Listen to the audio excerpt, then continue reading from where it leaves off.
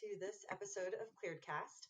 I'm Katie Keller, Editorial Communications Manager at ClearanceJobs.com. And I'm Jill Hamilton, editor at the news site at ClearanceJobs.com.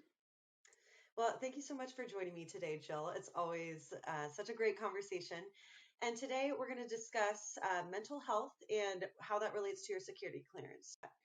May is actually Mental Health Awareness Month. And so I'm really excited. We're in a time where talking about mental health is no longer a taboo. So breaking the stigma, especially since a lot of folks that do have active security clearances are coming from the military, and some people experience PTSD from traumatic events relating to being deployed. So I'm really excited to dive into some questions that I specifically have and that I know that some of our clearance holders may have.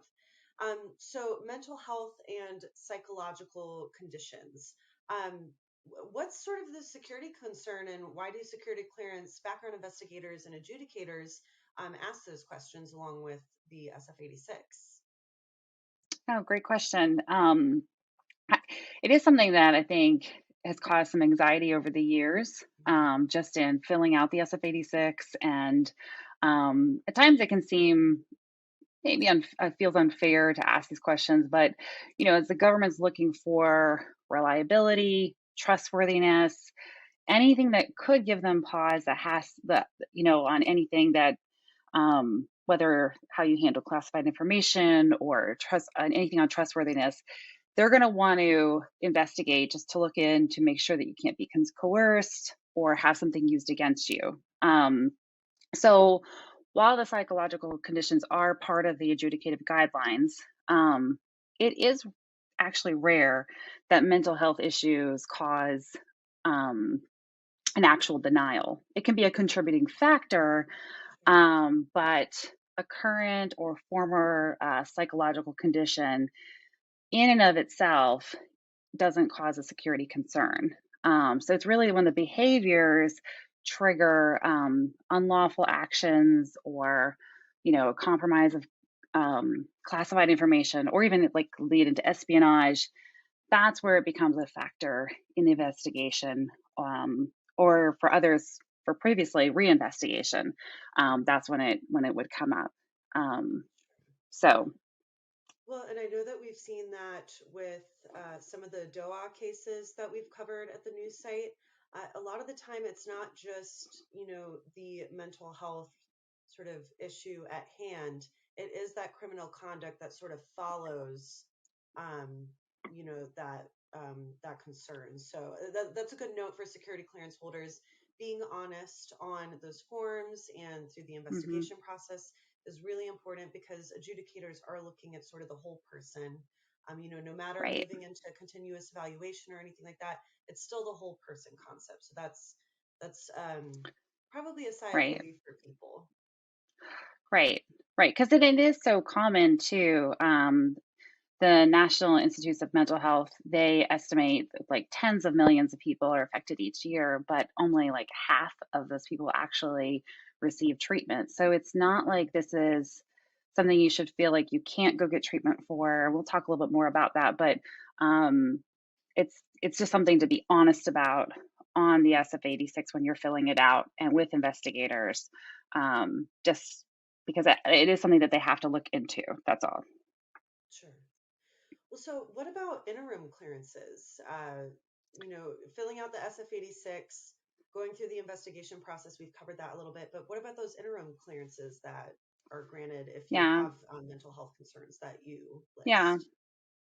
No, it's a great question. I mean, so while your mental health questionnaire, it won't lead, your answers on that won't necessarily lead to a clearance denial, and probably won't unless it's like extreme cases, but it just doesn't mean that you will skate past the interim though. So an interim denial doesn't mean that you're going to get denied the clearance. It just means that they need more information, more things have to happen in order for them to make the final decision. So, and I think one of the things that's been helpful in the last few years, the government's made some of the mental health questions just a little bit more specific. So it's kind of in an attempt to ease some of the extra anxiety that's been around all the different questions where they were a little bit more vague. So you felt like you had to share more than you really had to. So that Mm-hmm. kind of helps them hone in on which cases will actually need more help. or more investigation in order to make the final determination. So even if you don't get the interim security clearance, that's not indicative of whether or not you're going to actually get your your full clearance at the end. Sure. So don't be Yeah, discouraged when you do get denied that interim. It just means that they have more things or more information, more sources, right. more documentation that they may need to look into. So that's Yeah, another probably sigh of relief for folks. Sort of moving on to the treatment with these DOA cases that we've seen, with denials, with revocations of security clearances, leaving things untreated or actually seeking out treatment. Sort of, could you talk through that a little bit? yeah, yeah. It's always worse to leave things untreated. I mean, personally for yourself, it's going to be worse, but it's also one of the reasons denials can actually happen with mental health issues is because things were left untreated. Sure. So someone in denial is a far greater threat to national security than someone who's actively trying to work through treatment options. So yeah, not only is your personal life going to improve or have the ability to improve, it also improves the likelihood that your personal struggles are not going to impact your clearance and ultimately your job. Mhm. So it's always better to follow through seeking treatment. Sure. And, sometimes that can be seen as a mitigating factor. You are showing that personal Hmm. responsibility and taking ownership of your mental health. And, I know that we've always said at clearancejobs.com that seeking out mental health treatment is not going to be something that will preclude you from gaining a security clearance or a career. So again, it's actually showing that personal responsibility if you do seek out that treatment. Um, Exactly. Speaking of, COVID-19, I know that me personally, I certainly experienced some sort of, mental health sort of shake amidst a pandemic and everyone working from home, being isolated from friends and family, sort of the uncertainty that goes along with it. I know that there was some news that was released in terms of COVID-19 and seeking out treatment. What did that look like at the Yeah. beginning of the pandemic? Yeah. Well, it was actually back in the fall. I think they clarified specifically the National Counterintelligence and Security Center, um, the director. He made it a point that to say that seeking counseling or undergoing treatment to address psychological concerns resulting from having COVID 19 or from the associated stressful effects of COVID 19 is not in and of itself considered a negative or disqualifying factor when officials render eligibility determinations. So then goes on to explain personnel at the NCSC and how they are committed to the whole person concept when they make their decisions. So, I mean, the common thread you keep hearing along the way is the seeking help portion. So adjudicators are not they're not looking for perfect people. Otherwise, there wouldn't be anybody in national security. They're just looking for people who are taking responsibility, being honest, and working through any issues that they have. And that's what they're looking for when they see the whole picture there. Sure. So, but I think it was really encouraging that they made it a point to reach Hmm. out with that information, just in case there was any concern, because it is common to not get help. Um, and so it's been a really weird year. So I think that Yeah. was important for them to say that. Well, it's certainly important, certainly relatable to a lot of people, probably something they were feeling themselves. So putting out statements and memos pertaining to, especially, the security clearance process, something that mental health has been a part of, is a part of, but can, like you said, have vague questions on the SF-86 prior to changing those more recently. That so moving on to sort of self-medicating and not seeking out that treatment, especially during a time during the pandemic. I think alcohol sales skyrocketed. So not Mm, self-medicating and seeking out that treatment because it can lead to those criminal conduct issues. So, I mean, right. that's another point to consider as well. Right, right. Which is why you'll see the it's common for them to say that mental health issues are not usually the factor, but sometimes can be a contributing factor. So sometimes if some of mental health issues run into some of the other adjudicative guidelines where you if you haven't gotten treatment, there's self-medication or any of those other things, those can be the reasons for a denial or things to be looked into more, not necessarily the mental health issue itself. So I Sure. think it's a good, like you said, it's good to remember that. Hmm. Well, so seeking out treatment, super important.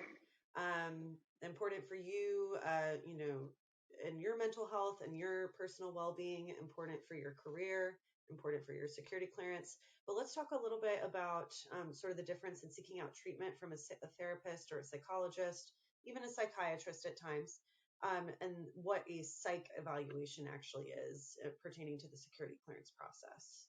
Because there is a key difference. Yeah. Yes, this is a really important question.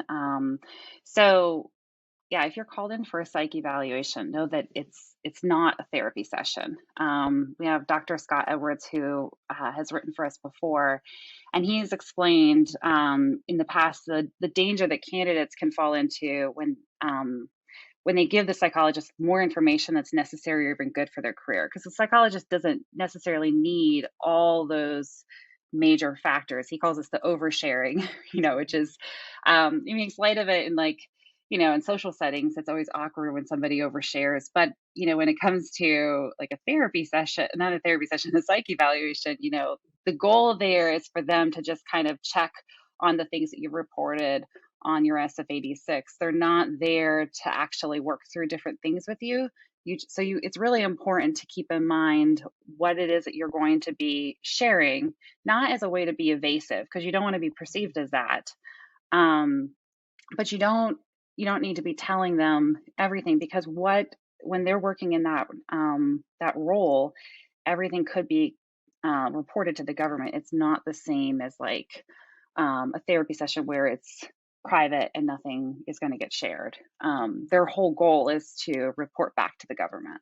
Sure. So definitely be honest, but create some boundaries and lines about what actually has to be shared rather than making this your tell all. Hmm. So, No, that makes total sense. yeah. Remembering who the audience is and remembering Mm, what the intent or, the product out of the conversation is going to be. And I think the other yeah. thing that I just thought of, in asking all these questions, these are really important questions. And again, I'm so happy that now we're in a time where it's not taboo to talk about mental health. It's not, keeping your therapy sessions are private. Everybody's sort of sharing it to the world. It's okay to, seek out help, which is really great. But also not overthinking it when it comes to, again, questions on the SF-86. I know that we always talk about don't overthink, don't overshare, answer the questions that's being asked. And I think, telling folks who do experience sort of that anxiety already, and it's definitely heightened when you are applying for jobs and applying for a security clearance. Just try not to overthink and just, relax as much as you can throughout the process. Yeah. Yeah. No, that's good.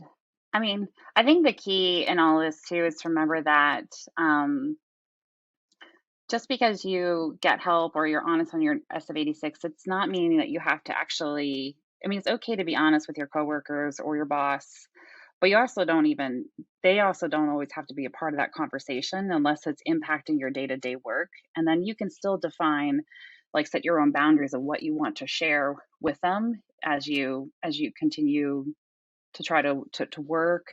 But when it comes to the SF-86, it's just different. Like it's being honest so they can look into that. And so you're not considered like you're trying to cover up anything, and they Mhm. can look into all that. So you don't have to make this like, share time with, with your coworkers unless you really want to. It's really just about getting help for your own personal good and doing it in a way that can help you with your clearance and maintaining your work in national security. That's all. Sure.